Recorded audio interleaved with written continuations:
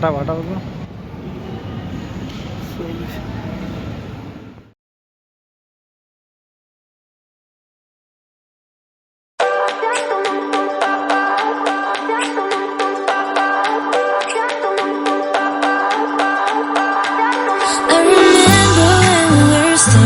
Photo. Don't forget the way you look me in the eyes, and I keep you in my heart. In my heart is where you are. I still think of you. I want you coming back. I remember when we were staring photo. Don't forget the way you look me in the eyes, and I keep you in my heart. In my heart is where you are. I still think of you, I want you coming back. Call me when you want, baby, can't take it on my heart. Yeah, yeah, give me your love, yeah, yeah. Call me when you want, baby, can't take it on my heart. Yeah, yeah, give me your love, yeah, yeah, yeah.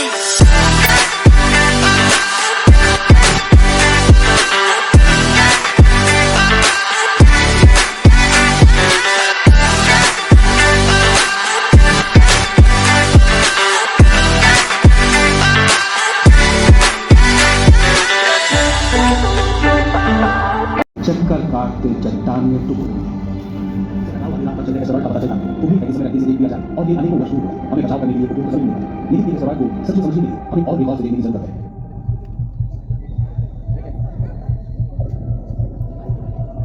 मानव विज्ञान इस सफर करने के लिए सूचनाएं इकट्ठी करेंगे, पता करेंगे आकार, आकृति, घनत्व, संरचना, आंतरिक बनावट, परिक्रमण और गुरुत्वाकर्षण का विवरण।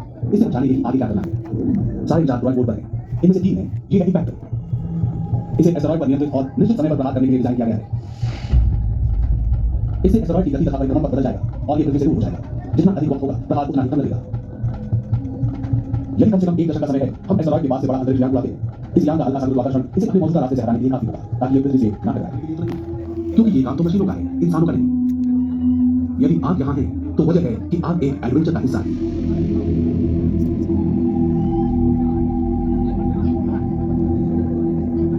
दूसरी दुनियाओं को जानने की हमारी आदिम जिज्ञासा रही है। ये हमें ले आई थी 7 महीने। अभी तक तो ये सफर एक तरफा है, अब वापस घर नहीं आ सकते। अंतरिक्ष में यात्रियों को भेजने के लिए बहुत सारा ईंधन चाहिए, क्योंकि पृथ्वी का गुरुत्वाकर्षण हमें वापस धरती पर खींचता है। हम जितना हो सकते हैं दूर की दुनिया से घर वापसी के लिए उससे ज्यादा ईंधन की जरूरत है। तो फिर समाधान क्या है? अंतरिक्ष में ईंधन भरने का स्टेशन अच्छा विचार है।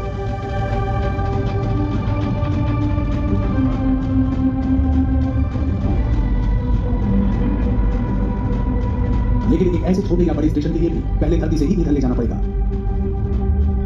ऐसा करेंगे हम? अगर हमें एस्टेरॉयड से अपना ईंधन नहीं मिल जाता तब? चंद एस्टेरॉयड के भीतर उपयोगी संसाधनों का खजाना है, जैसे कि जल मिश्रित खनिज। इनमें से जल कणों को अलग कर रासायनिक प्रक्रिया द्वारा हाइड्रोजन ईंधन में बदला जा सकता है।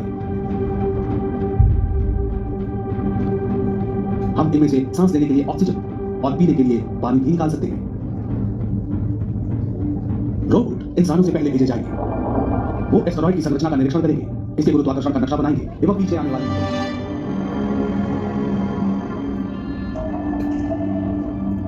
पृथ्वी से 400 किलोमीटर ऊपर इंटरनेशनल स्पेस स्टेशन में अंतरिक्ष यात्रियों के छोटे दल रहते हैं, महीनों तक काम करते हैं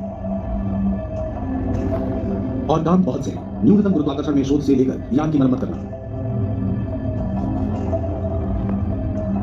खास प्रयोगों से हम अपने शरीर पर भारहीनता के प्रभाव के बारे में सीखते हैं, जानते हैं अंतरिक्ष यात्रियों के स्वास्थ्य पर होने वाले प्रभावों के बारे में। एस्टेरॉयड मिशन टीम का हिस्सा होने के नाते आपको कई अनमोल अनुभव होंगे।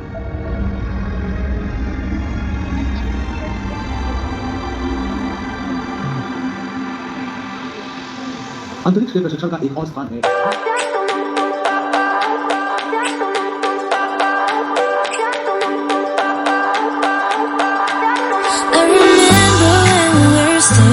photo. Don't forget the way you look me in the eyes, and I keep you in my heart. In my heart is where you are. I still think of you. I want you coming back. I remember when we were staring photo. Don't forget the way you look me in the eyes, and I keep you in my heart. In my heart is where you are. I still think of you. I want you coming back. Call me when you want, baby.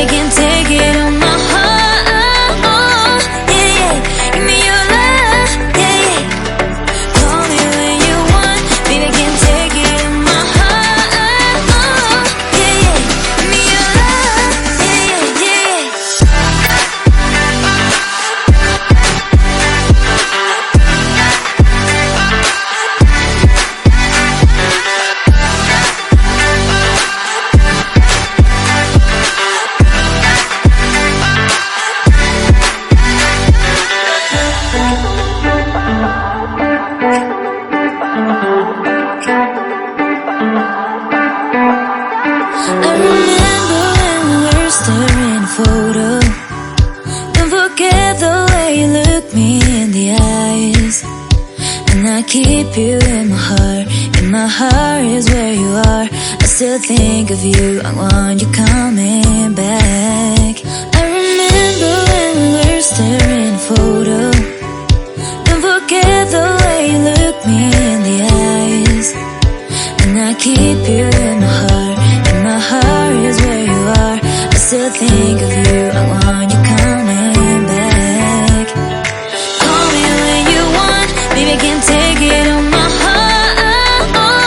Yeah, yeah. Give me your love. Yeah, yeah.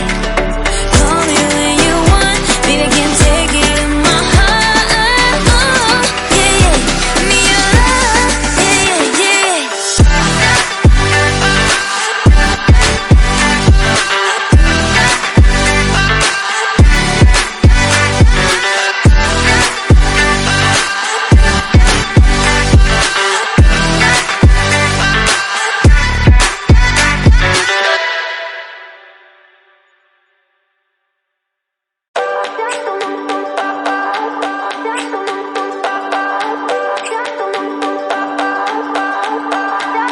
I remember when we were staring a photo.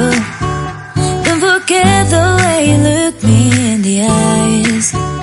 And I keep you in my heart. In my heart is where you are. I still think of you. I want you coming back. I remember when we were staring a photo. Don't forget the way you look me in the eyes. And I keep you in my heart. In my heart is where you are. I still think of you. I want you coming back. Call me when you want. Baby, I can take it on my heart. Yeah, yeah. Give me your love. Yeah, yeah. Call me when you want. Baby, I can take it on my heart. Yeah, yeah. Give me your love. Yeah, yeah, yeah.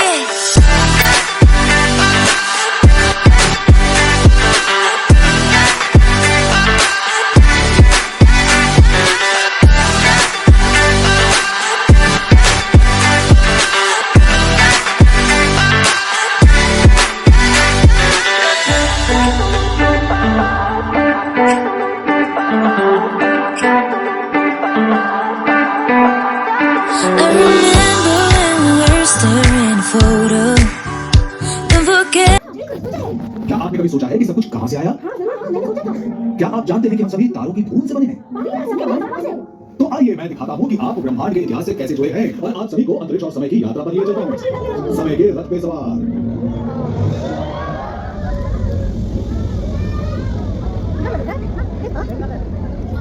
एक second के 10 लाखवें हिस्से के भीतर ब्रह्मांड उप परमाणु कणों के एक घने समूह में बदल जाता है। विस्तारित ब्रह्मांड अब 3 मिनट पुराना है और ऊर्जा संग्रहित हो रही है, जिससे हमारे आधुनिक ब्रह्मांड के निर्माण खंड बन रहे हैं, इलेक्ट्रॉन, न्यूट्रॉन और प्रोटॉन।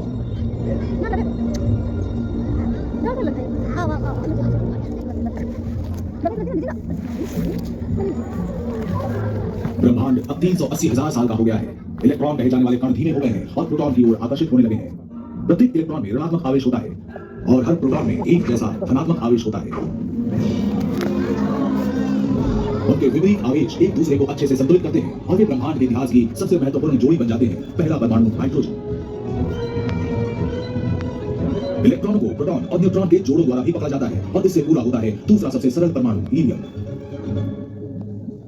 ब्रह्मांड अब 50 करोड़ साल पुराना है और गर्भ ऊर्जा का समूह शांत होकर ठंडे काले बादल में बदल गया है। ब्रह्मांड में परमाणु ज्यादातर हाइड्रोजन की एक धुंध भर गई है। कोई आकाशगंगा नहीं, कोई तारा नहीं, ग्रह नहीं, कुछ है तो बस अंतरिक्ष में तैरते परमाणु। और गुरुत्वाकर्षण के अदृश्य अपरिहार्य प्रभावों के कारण हमारी कहानी यहीं समाप्त हो जाएगी।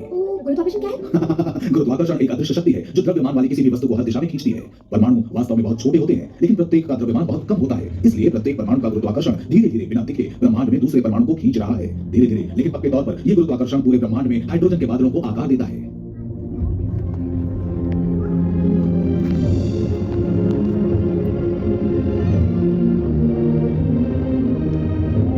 जैसे जैसे ज्यादा से ज्यादा परमाणु एक साथ एकत्रित होते हैं, वे विशाल घूमते बादलों प्रथम प्रोटो गैलेक्सी में बन जाते हैं।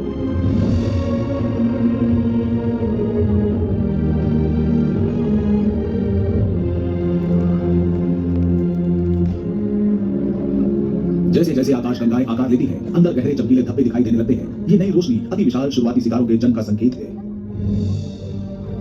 प्रत्येक तारा अपनी जिंदगी ठंडी घूमती हाइड्रोजन की एक विशाल गेंद के रूप में शुरू करता है। जैसे ही घूमते बादल का गुरुत्वाकर्षण चारों ओर की गैस को खींचता है, गेंद बढ़ने लगती है और बढ़ती जाती है। इस वृद्धि के साथ गुरुत्वाकर्षण भी बढ़ता है और उतना ही अधिक अपनी ओर खींचता है। कोर में परमाणु अधिक से अधिक दबते जाते हैं, जिससे उनका तापमान 1 करोड़ डिग्री सेल्सियस तक बढ़ जाता है।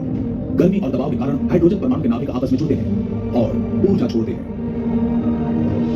जैसे ही ऊर्जा इसी सतह से बाहर निकलती है, तारा चमकने लगता है। अब देखिए कैसे वे एक साथ मिलकर हीलियम नामक एक नया तत्व बनाते हैं।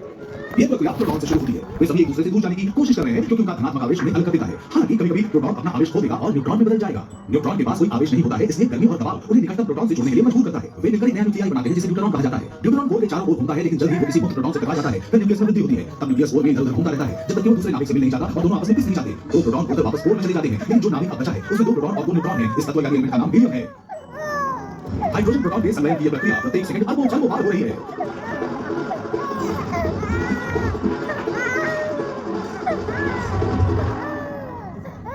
धीरे-धीरे हीलियम कोर को भर देता है। आपको लग रहा होगा कि एक बार कोर ने सभी हाइड्रोजन को हीलियम में बदल दिया तो वो काम करना बंद कर देगा, लेकिन तत्वों का बनना तो अभी शुरू हुआ है।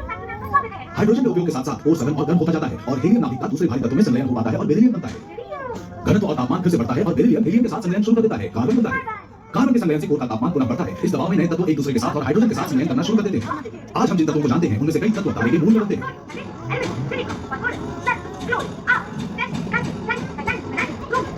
अंत में जाकर जो तत्व बनता है उसे हम लोहा कहते हैं, लेकिन लोहे का केंद्र कितना स्थिर होता है कि उसका संलयन नहीं हो पाता और इसलिए कोर में तापमान नहीं बढ़ता है।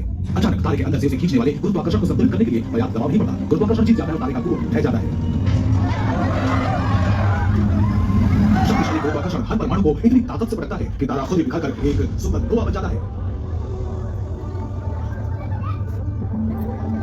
सुपरनोवा तत्व निर्माण प्रक्रिया का अंतिम चरण पूरा करते हैं। इन विशाल विस्फोटों के भीतर जिंक, प्लैटिनम और सोना जैसे भारी और दुर्लभ तत्व बनते हैं।